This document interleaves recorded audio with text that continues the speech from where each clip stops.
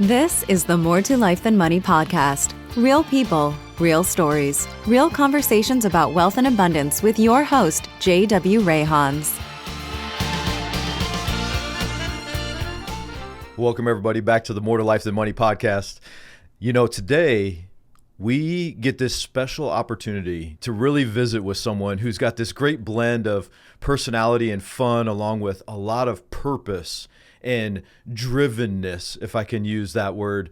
And the treat is going to come in the lightheartedness that comes out of our conversation, the depth that comes out of our conversation, and really this overall theme around youth and kids and education, and just this overall fulfillment of life. And so I am just excited for all of you to get an opportunity to meet Karen Johnson, really hear parts of her story and what has been so impactful, not just for her, but the way that she's poured that into so many other people throughout her career and throughout her lifetime.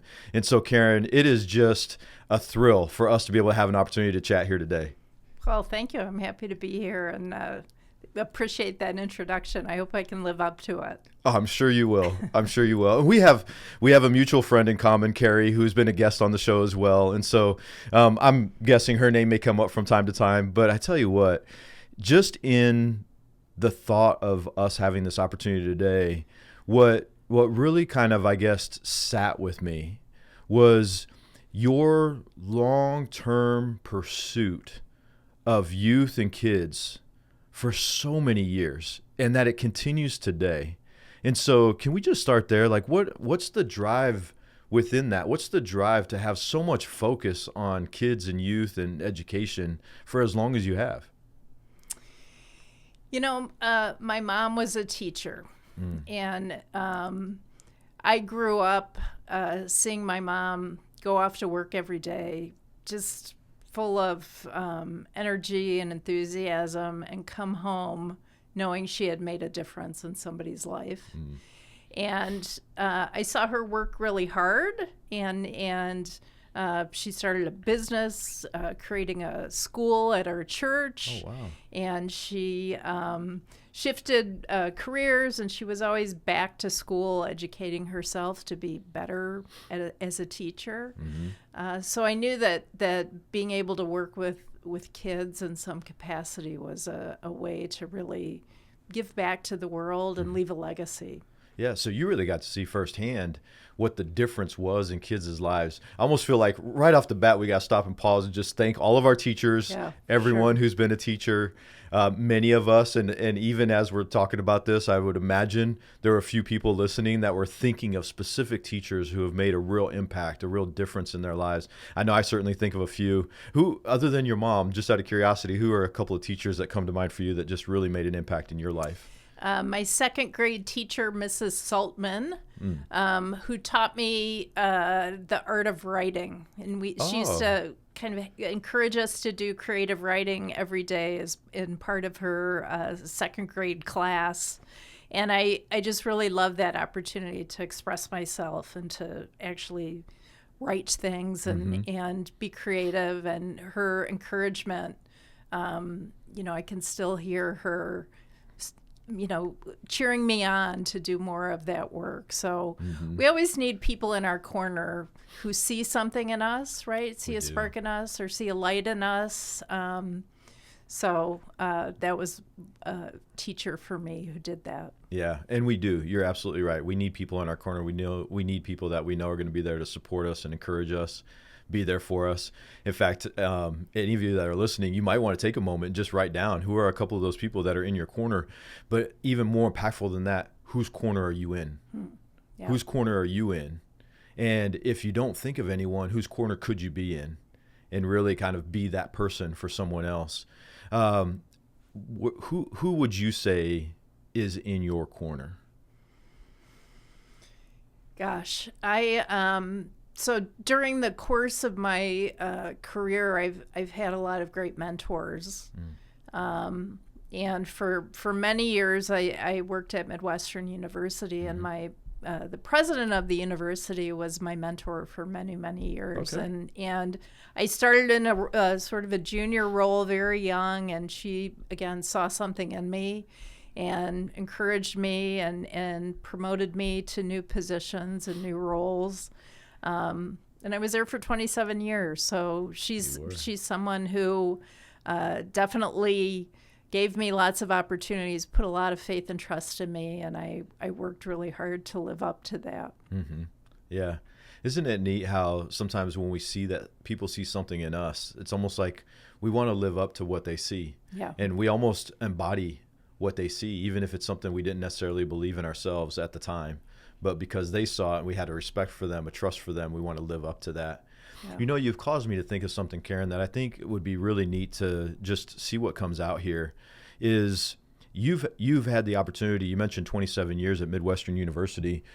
I would imagine you've seen plenty of stories, if you will, of students who have done very well, students who struggled, students who, quote, made it, students that didn't. If you just had to highlight some of the things that really allow a student to do well in life through their university experience, through their college experience, what would you encourage them with? What would you say, here, really pay attention to this, or try to live this way through your university or college experience? What allowed students to be successful? I think the best students that we had at Midwestern University really kept an open mind, right? That they weren't like, this is what I want to be, this is what I want to study, this is how I'm going to practice medicine. So Midwestern is a healthcare university, so lots of different medical professions. The kids who really did the best were the ones who said, show me all the different opportunities and give me a little taste of them. Let me try different things and find people who I can relate to and who I aspire to be like as a physician or a dentist or whatever profession. And those kids who found mentors in that role were really able to go above and beyond kind of the book learning and become excellent practitioners and really committed to their work and their profession in a powerful way. Yeah.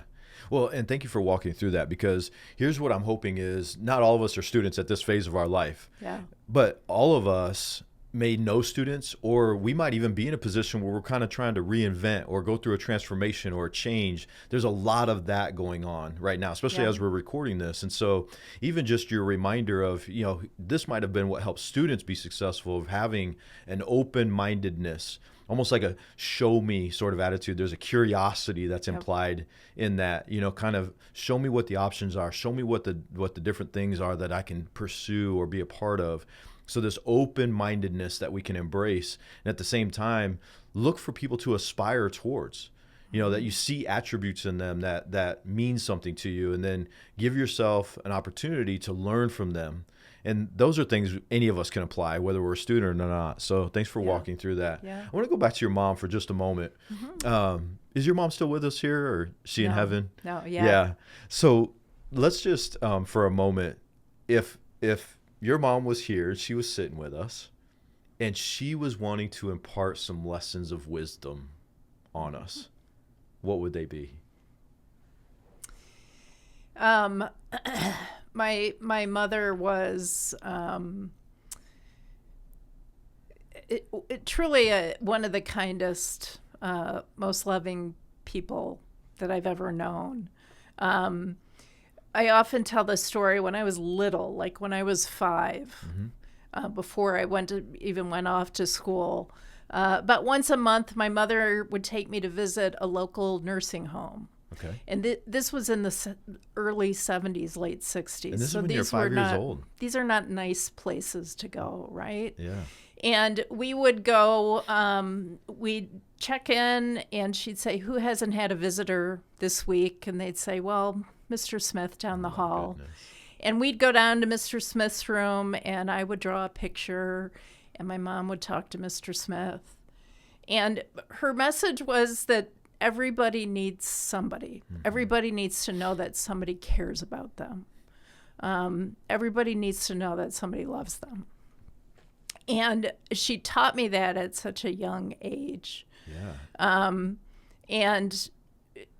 And lived that, right? It wasn't just words to her, Like she really wanted to make sure that she spread her light and she touched as many people as she could. Oh, I love that. Spread her light. So that's what she taught me. Everybody needs someone to know that somebody loves them. Yeah. Karen, that every once in a while, what I enjoy about these conversations, every once in a while there's something that comes up that I immediately take to note in my own mind to go, I need to practice that more often. Yep. And even in sharing, she took you to nursing homes at 5 years old. So everybody needs somebody. Everybody needs to have somebody that can show they're still of value, they still care. And here's such a simple act that any of us could do. I'm literally thinking of either, like my kids and how easy that would be to just go make a visit. Yep. So thanks for sharing that. Yeah. Is there anything else she would share with us? I mean, she seems like she'd be a pretty influential person. So any other nuggets of wisdom that she would impart on us? My mom's favorite thing to do. So when I went off to college and even after that, whenever she would come pick me up at the airport, her favorite thing to do was see how many people she would know at the airport. Oh, really? And because she was a teacher for so long, it was inevitable that one of her former students would come up and say, Mrs. Johnson, I remember me from 20 years ago. And she always remembered them. Wow. And so just that staying connected with people and just having the heart to care about other people, I think was the legacy that she left to all of us who knew her and were in her life. Yeah. Well, that's one of the greatest gifts is for someone to remember who you are. Yeah. And again, some of us may say, well, I don't have the greatest memory. I have a hard time remembering people's names. And those are all valid, stuff, if you will, when it comes to people. But that's also what makes it such a great gift is when somebody does remember, you go, oh my goodness, they remembered me or they remembered something about me. Yeah. And I would imagine these have had an influence in your life in the direction. So now looking forward, what would you say are some of the lessons you really hope came from your time at Midwestern University? Because I'm going to fast forward the story a little bit because I want to get to some of the things that you do now. Yeah. But as you reflect on those 27 years at Midwestern, what do you feel are some of the nuggets of wisdom that would be what other people would say from your time there? And you can even feel welcome to share some stories if you'd like. I managed several pretty large teams at Midwestern. The admissions office, the alumni development office, communications and marketing. And I always wanted my people, my teams to know that I trusted them, I respected them, and I wanted their ideas.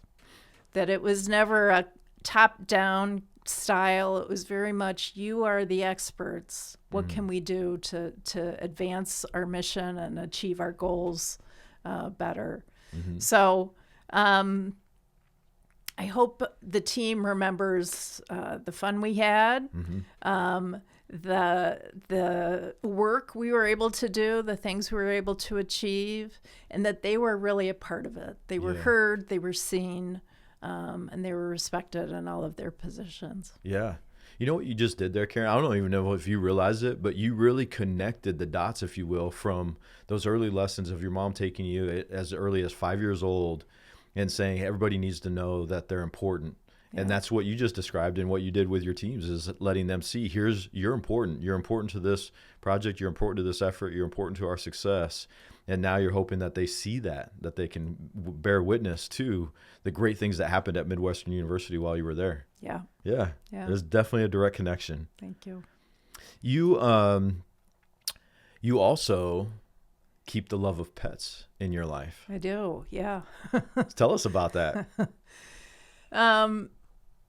Gosh, I've always had pets. When I was really little, I wanted to be a veterinarian, and I used to practice on the family dog patches. But when my first adult job was a teacher.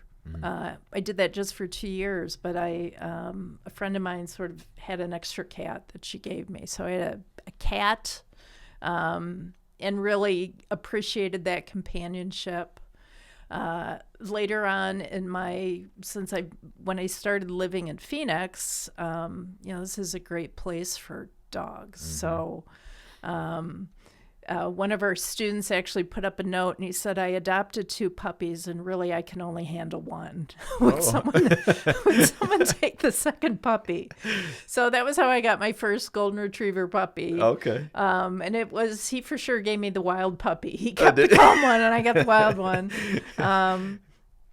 But since that time, I've always had a dog or 2. Right now I have 3, 2 rescue dogs, 1 very pampered golden retriever. I'm also on the board of the Arizona Animal Welfare League, so I help support other animals finding new homes and more importantly, other people finding their new best friend. Yeah. All right, so let's just put the story out there. Let's put the message out there. What's the reward? What's the meaning in life that pets bring to people? Oh boy, unconditional love, right? Like just loyalty and faithfulness and always believing in you. Like if you have a pet by your side, they're always going to be your champion and they're always going to come running and be there for you and taking you on a walk in the morning and making you sure you find joy in your day. Yeah. You ready for a hard question? Sure. So why do we have such a hard time doing that as people? Showing those same things, that unconditional love and that support and that loyalty. Why is that, do you think? Well, I don't think we all do. Yeah.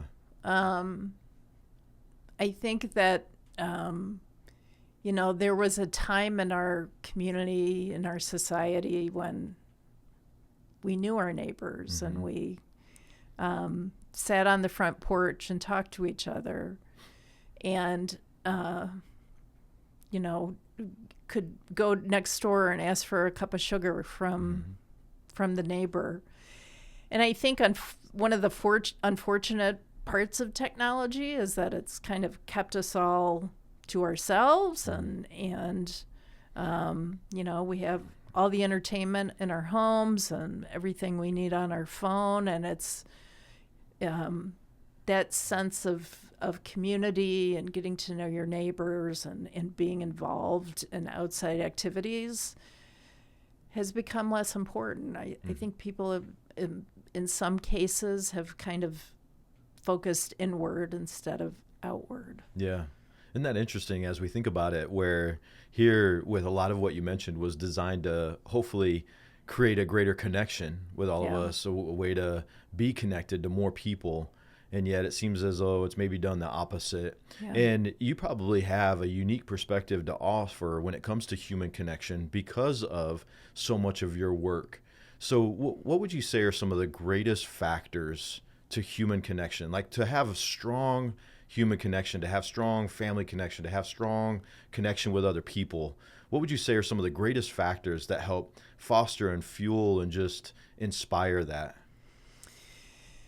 I think curiosity is the most important talent and skill for all of us, right? Being curious about yourself and being curious about other people, wanting to get to know other people, wanting to get to know yourself, right?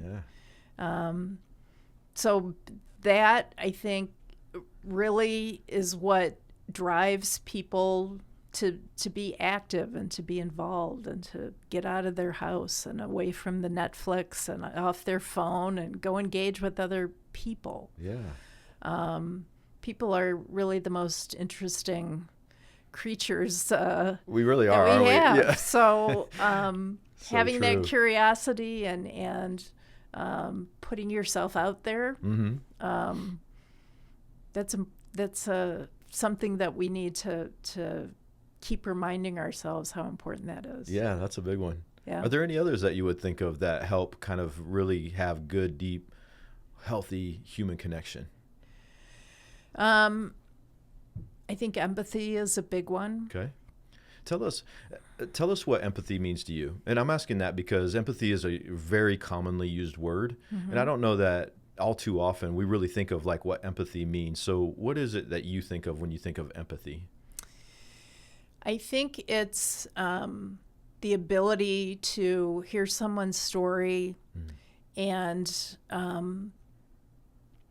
hear them and see them for who they are and the things they've experienced. And none of us want to be pitied, right? None of us want to be like, oh, you poor thing. But we want to be seen in all parts of our story, the good parts, the bad parts, the challenges that we've had, the things we've done maybe that we're not proud of. And to just take that in and see that. Yeah. And hold that for someone else. Yeah. Like, I see you. I'm okay with. I'm not running away. Yeah. I'm not judging you. And maybe I don't completely understand it, but I'm willing to hear it and to hold it and to let that if it's a difference between us, if it's a commonality between us, whatever it is, that to me is empathy. Yeah. Allowing someone else to be who they are. Yeah, allowing someone else to be who they are. And as you mentioned, to really kind of hold that and allow them to be seen. Yeah. Yeah. And it starts with a foundation of curiosity. It's almost like the curiosity has to be there first before the empathy can come. Yeah. Is there another progression beyond that, would you say? So if we follow that and say, okay, if we're really a deep desire for human connection, and we start with curiosity and we let that roll into empathy, what would come next in just having good connection with people? Well, I was going to say connection. Like what are the things that we have in common, or where are the things that we can find mutual interest or mutual goals? And how can we collaborate together to achieve that? Yeah. And it may be just like we both like to go to movies. Well, let's go to a movie, right? Or we both care about animals. Well, let's go volunteer at the shelter and take some dogs for a walk. Whatever those things that tie us all together, instead of, I think we're very quick sometimes to highlight what makes us different and find reasons almost not to connect with people, because connection is hard, right? Yeah. You have to be vulnerable. You have to put yourself out there. You have to risk being hurt. So it's the opposite of that. Like, it's finding all the ways to make connections and to find commonalities and have fun and work together. And that's where the joy is. Yeah. It's that right there is almost like just a way for people to understand how we could even utilize technology to create that greater human connection, with curiosity, with empathy, then with whatever that connection looks like and how we play it out in life. Yeah. If we use a fun word like to play life together, you've really given us a way to really think about human connection and how we purposefully find it in the people that we want to have a good friendship with, a good relationship with. What is your story? So let's just for a moment, like if we were to just ignore the mics, ignore the video, and just give you an opportunity to share your story, how would you share it? And I'm asking that very specifically, Karen, because a lot of times in these conversations, I'll ask questions about people's story, but for whatever reason, I'm feeling an opportunity to just let you tell your story the way that you want to tell it. Can you do that for us? My story. Well, I know that I have come from extraordinary privilege. Okay. Right? I had two parents whose whole joy in life was having kids and raising them, right? So I was the apple of my parents' eye. My brother and I, we had every opportunity as kids to do whatever we wanted. So we were on the swim team, played the piano, we played all the sports, everything that we wanted to do. And my parents were there in the stands cheering us on at everything. So we knew that we were loved. Yeah, I'm envisioning this along with you. Yeah. And I think that's any of us who have that blessing, right? To have parents who loved us and provided for us, like that setting, that groundwork for life is like you don't want to blow that, right? Yeah. So I've always loved learning. I went to college, had the privilege of going to college. Met my best friends there. They're still my best friends today. That's amazing. And had a lot of career opportunities and was pretty ambitious. So moved to Chicago, started working for the university, and had a very successful career. In the process, I earned a master's degree, I earned a Ph.D., had those privileges of having that education and being able to learn from incredible people and take in all of that knowledge and experience and apply that to my life and to my work. I've had the opportunity to travel all over the world and do a lot of experiencing a lot of amazing cultures and food and wine and all the things. This is sounding very, very nice. I mean, I don't really. I know I'm very blessed, and at some point in that journey, I knew that it was time for me to really start giving back in a meaningful way. And I always have. Like I've always been involved in nonprofits. I've served and led several nonprofit boards. I volunteered for different things. But it was really time to kind of check out of the big university career, which I loved. Made a lot of money at, quite frankly. Yeah. And do something really for my heart and help kids who didn't have the same kind of upbringing that I had. Yeah. And I'm now as equally driven and ambitious and passionate about being successful and allowing more kids to have their full joy and purpose in their lives as well. Yeah. Thank you for sharing that. And there's some things that I want to highlight in there. I want to put a pause in the story, and I'm going to come back to right where we are today. And I want to allow you the opportunity to share what are some of the things that you get to do to impact kids' lives that maybe didn't have the same type of upbringing that you did. And I want to ask you something, and it's because I care about you, even though we've just recently met, but I care about you, and I know life isn't always easy.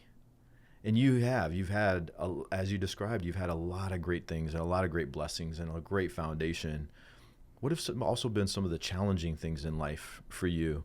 What would be a way that someone who maybe relates to your story, but maybe they've had a major challenge in their life and they're like, I get it. Like I had the same type of upbringing and I've had the same type of success and I made a lot of money and I got to do it through impactful things. But maybe in their story, they've got these challenges along the way that really kind of, I don't know, they just caught them off guard. Are there any challenges that you faced in your life that caught you off guard that then like you found strength in later on? I didn't know we were going here, but there was a time in my childhood when I was sexually assaulted by a babysitter. Oh, goodness. And at the time, it just happened once, thank goodness. But looking back on it, I know it's impacted my ability to trust people. And to have relationships. And I know that's, unfortunately, there's a lot of the population that deals with that or has had that experience, and that's why I'm sharing it, right? Please, I'm so thankful. To your question, that there are times that the people who seem strong and successful and adaptable and, healthy, we still have some healing to do, right? Certainly. And probably all of us, whatever this specific thing is, most people have something in their past that was a hurdle or a challenge or a damage that happened to their psyche or their soul or their heart. So once I've was able to identify that and still doing work on that, but I that's impacted my life. Yeah. And part of the work that we do at New Pathways for Youth is we help kids sort of unpack the story they've told themselves their whole life. Okay. And it's stories like, nobody loves me, I'm not worthy, I'm dumb, I'm not safe. And we at age 13, the kids now at age 13, we help them unpack that story and write a new story. Okay. And I always think, boy, if I at 13 had been able to figure that out, probably would have shifted the rest. And I've had a great life. I don't have any complaints, but it probably would have made a difference to me in relationships and my own self-image and how hard I felt I had to work to be successful, right? So I think that's part of the reason I'm so passionate about the work we get to do now, because we get to help these kids not be burdened by something that happened to them when they were growing up. Right. But to discover who they are, not what happened to them, not what somebody else did, but that they're still whole and capable and loved, and what path do they want to take next, right? Yeah, not to be defined by that, but to define a new path forward. Right. And by the way, as a girl dad, thank you for sharing that story, that part of your story. And I realize those are not easy things to share or bring back up. And interestingly enough, it does allow us to see just how meaningful this work is that you do. Yeah. And what part of the source is. Yeah. It's not the whole source, but part of the source is in really helping kids now redefine that. Yeah. And interestingly enough, I'm going right back to the part of our conversation where you shared it was your second grade teacher, right, with creative writing. And now, whether figuratively or literally, helping kids creatively write their new story for their life. And tell us more about how this has such meaningful work to you now, because you mentioned you had a great career at Midwestern, and you even mentioned I made plenty of money and I was successful. But then you make this decision to say, I think there's something new for me now. So walk us through the decision before we get to the meaning of the work that you do now. And here's why I'm asking you to do that, Karen, is because I believe there's many people and many people that listen to the More to Life Than Money podcast that they go through these transitions or they're up against these decision points. And those are sometimes some of the most difficult times in life. When you're up against a decision, it's almost like you've got something inside you that continues to talk to you. It continues to push you. It continues to nudge you. And maybe you see these signs or you catch these parts of conversations that you connect to, but you haven't quite made the decision. It's almost like there's a decision to be made. You just haven't made it yet. Yeah. So kind of walk us through what led you up to the decision to make a change, what was hard about it, what was maybe easy about it, but kind of let us see into that when you went 27 years at Midwestern University and then do something different. Well, the world kind of gave us all a moment to reflect on our lives, right? So mine came during COVID. Okay. And as we were all figuring out what to do and what life was going to be like and how we had to adapt, I saw at Midwestern our students and our alumni during the middle of a global pandemic, out in the community, treating patients, doing community service, trying to bring health care to people who were scared and really sick. Yeah. And here we were, here the rest of us were in our basements on our laptops, in our masks, trying to stay 6 feet away from everyone. And it was a reminder to me that I can do more. I should do more. Yeah. This is our community, our Midwestern community is out there doing hands-on work. This is my sign that I need to do that now. Yeah. And I've always had, I've always wanted to do something more directly to help kids. Goes back to my mom. It goes back to my childhood. It goes back to that being able to help kids who want something new in their life. So literally on New Year's Eve of 2020, I sent my boss an email and quit my job. Wow. And which would have been unexpected to your boss, I'm assuming. Very much so. She was not expecting that, not happy about it. But I knew I was doing it for the right reason. I wasn't leaving a job. I was wanting to find what was next. And I had kind of one career left in me. And I continued, I gave notice, I gave a year's notice, but I worked 6 more months. And towards the spring of that year, the position at New Pathways for Youth, I was aware that it was open. The prior CEO had left.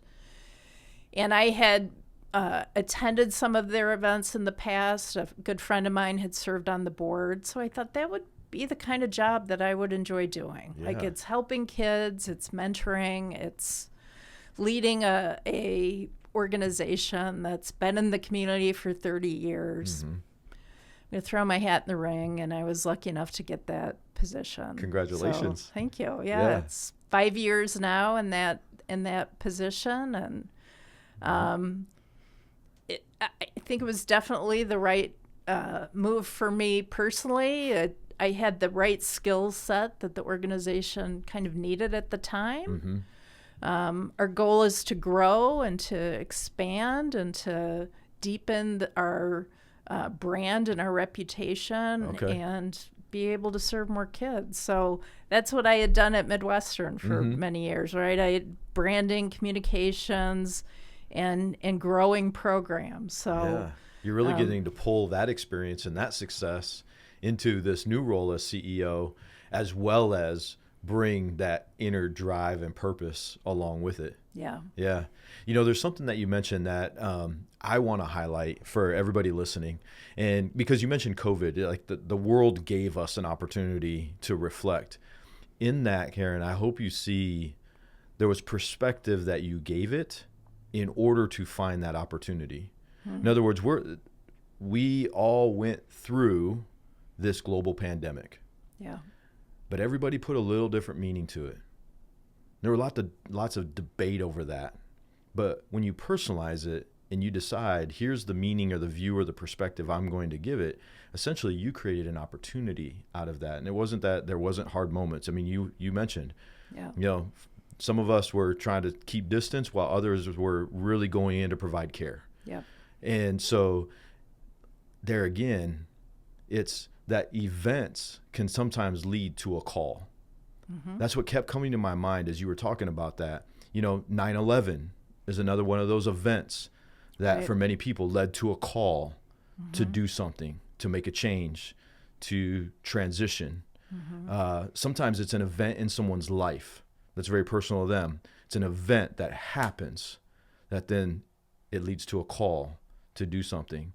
And so for anybody that's listening, is there an event that leads to a call in your life? Is there something that's going on right now that you want in order to make the next great impact in your story and in your life? And I just so appreciate you giving us that reminder that sometimes there's an event that leads to a call to something different. And so now you get to work with kids on a regular basis. Yes. And you get to lead that effort as CEO. And so in a way, you get to shape the vision. You get to pursue the mission. You get to build leaders and volunteers around you towards that effort. If we were thinking big, okay, if we were dreaming big, and this might be something, and I'm taking dangerous territory here, Karen, because I don't know, this might lead us to something you haven't even shared yet. But let's just say that failure was not possible, that literally the dream could be as big as it could possibly be to impact as many kids as possible. What would the big dream be for Pathways for Youth? Well, I think it is our dream. Our dream is that every young person in Phoenix and in the Valley who wants a mentor should have a mentor. And the challenge is finding the volunteers, right? Finding the mentors to be part of our program, because there are plenty of kids. Like, we have more than enough youth who want change in their lives. And to me, that's always so compelling. I'm not sure how someone can say no to that, right? Like, it's a kid who's had a hard life. So all of our kids have experienced poverty in their lives and have had high levels of adversity. So all the bad things you hope don't happen to a young person, our kids have had 3 or more of those adverse childhood experiences. Wow. So, and they don't want to be defined by that, right? Like, that's not who they are. They're still the person who they are, and the person who they are aspiring to be and have in them, who needs to come out. So our goal is to spread the word about what we do, find opportunities to recruit more mentors to be part of that, part of making transformation in a young person's life.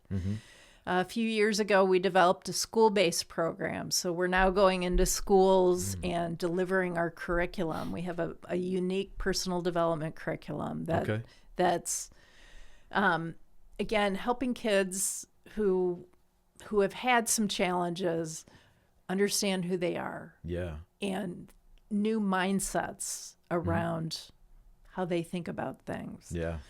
Focusing on their winning thoughts instead of their losing thoughts, listening to their hero instead of their rival. Yeah. Can I ask examples about that? So what's an example of a winning thought versus a losing thought? You know, losing thoughts are, I studied for 10 hours and I'm still going to fail the test. You know, whereas a winning thought is, I'm ready for this test. I'm going to ace it. There you go. Yeah. A losing thought is, you know, nothing good is ever going to happen to me. I live in this neighborhood and, you know, people don't care about me. And a winning thought is, I'm here at this organization and there are all of these other adults who want to get to know me. And that's part of the exercise we do early on. Like, why do you think all these adults are here? And they're like, I don't know why. And then they think about it, like, they're here for me. Yes, they are. And for a kid who thinks the world has beaten them up and they don't have a chance and no one cares about them, and that's a powerful thing. Yes, it is. In fact, that's a powerful thing for anybody. Yeah. And so here, I want to give anybody, every once in a while I give an exercise or I give an activity or a moment to just pause and really think about what's happening in our conversation right here. And this can be a great one, because no matter what stage of life you're in, this can be an important exercise to go through, because sometimes what people hear me say often is we need to talk to ourselves more than we listen to ourselves. And when you talk to yourself and you give yourself good purpose, these winning thoughts, that can be very empowering, and it can actually help move people out of a stuck situation, or it can move people forward when it seems really hard to do that.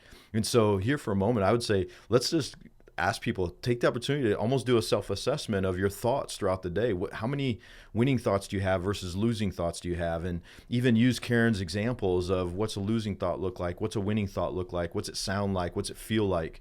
And then give yourself as many winning thoughts as you possibly can, say over the next 24 hours, and see what difference that makes.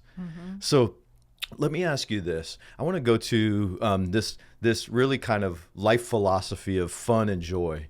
And I know that's something that you've talked about, that you try to incorporate in your life as much as possible. Even when I asked, I said, well, what are some words others might use to describe you? You said funny or fun.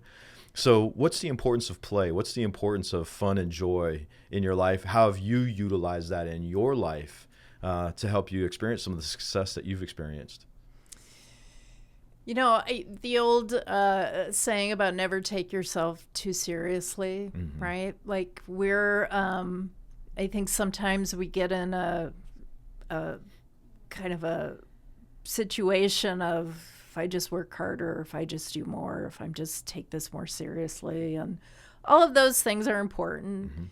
And we all have a really limited time here on this planet, in this life. We do. And we're not going to remember, you know, the times we studied until 2 a.m. or, you know, didn't eat a candy bar and all of those things. We're going to remember the fun we had, the times that we were able to connect with somebody else by sharing a laugh, the times that we were self-deprecating in a way that made other people feel comfortable. The times that we were just did silly things like have a dance party in the middle of the day, which is something my team does. We'll just go and have a dance party, or we'll do different, play different games in the middle of the day, just because we need, sometimes when you do, some of us in the nonprofit sector, we're doing hard work, right? Yeah. We're dealing with trauma, we're dealing with sadness, we're dealing with kids who have challenges. And we just need to sometimes lighten it up, have fun, none of which diminishes, it doesn't diminish our work or the importance of what people are facing, but we have to take care of ourselves and have some fun. So. I'm so glad you brought this up, really. I mean, because as you mentioned, the work you do can be very serious work. And what are the things that we can do to lighten it up? What are the things we can do to lighten up life? Because life can be serious sometimes too. But what can we do to lighten it up? I already assure you, some of our team members are going to be listening to this. Are going to go, okay, JW, when do we get to have a dance party in the middle of the day? All of a sudden, I'm seeing that happen in the middle of a team meeting next Tuesday afternoon. And I can't wait until it does. Yeah. I don't know that I would dance. Wow. But there could be a dance party in our future. Yeah. So thank you for mentioning some of these things.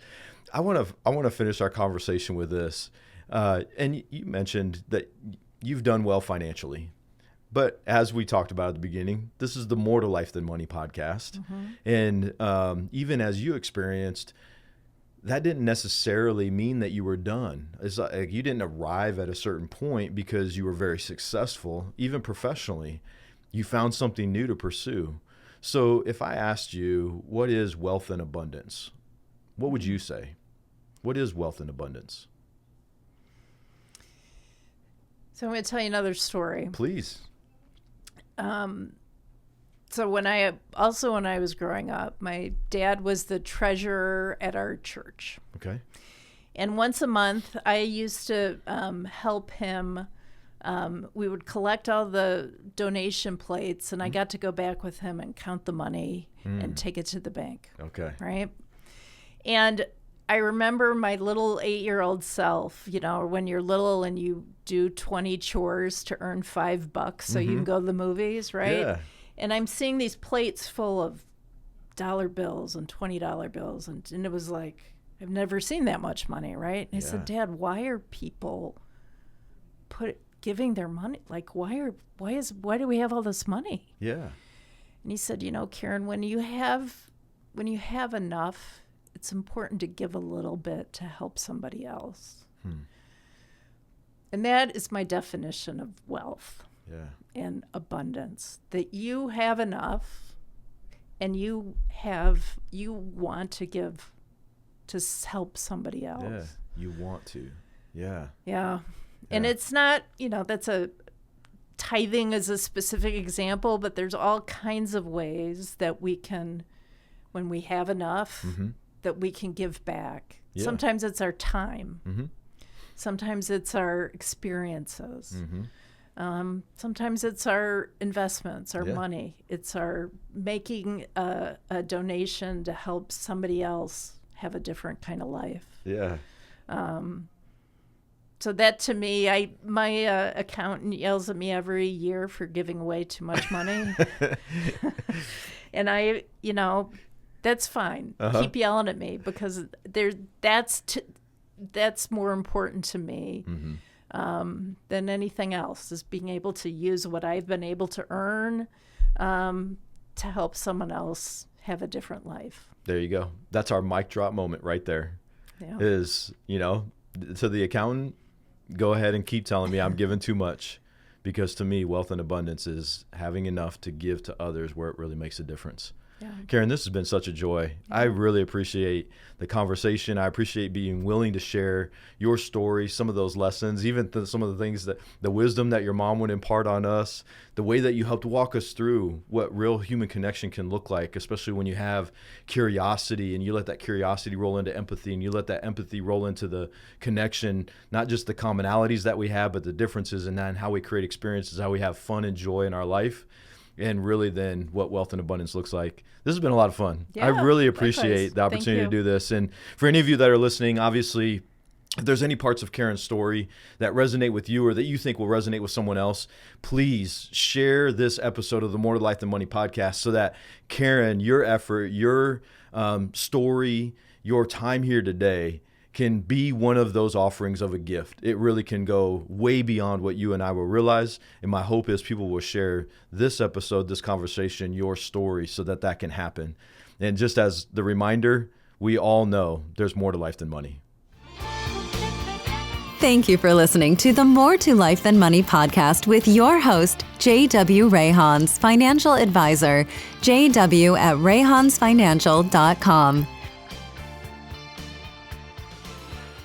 Guests are not affiliated with or registered with Cetera Wealth Services, LLC. Any information provided by guests is in no way related to Cetera Wealth Services, LLC, or its registered representatives, unless otherwise noted as a representative of Cetera Wealth Services, LLC. The opinions contained in this material are those of the author and not a recommendation or solicitation to buy or sell investment products. This information is from sources believed to be reliable, but Cetera Wealth Services, LLC cannot guarantee or represent that it is accurate or complete. Securities offered through Cetera Wealth Services, LLC, doing insurance business in California as CFGAN Insurance Agency, LLC, California Insurance License Number 0644976, member FINRA/SIPC. Advisory services offered through Cetera Investment Advisors, LLC, a registered investment advisor. Cetera is under separate ownership from any other named entity. California Insurance License Number 0M15552. The views depicted in this material are for informational purposes only and are not necessarily those of Cetera Wealth Services, LLC. They should not be considered specific advice or recommendations for any individual. Neither Cetera Wealth Services, LLC, nor any of its representatives may give legal or tax advice. 313 North Gilbert Road, Suite 200, Gilbert, Arizona 85234.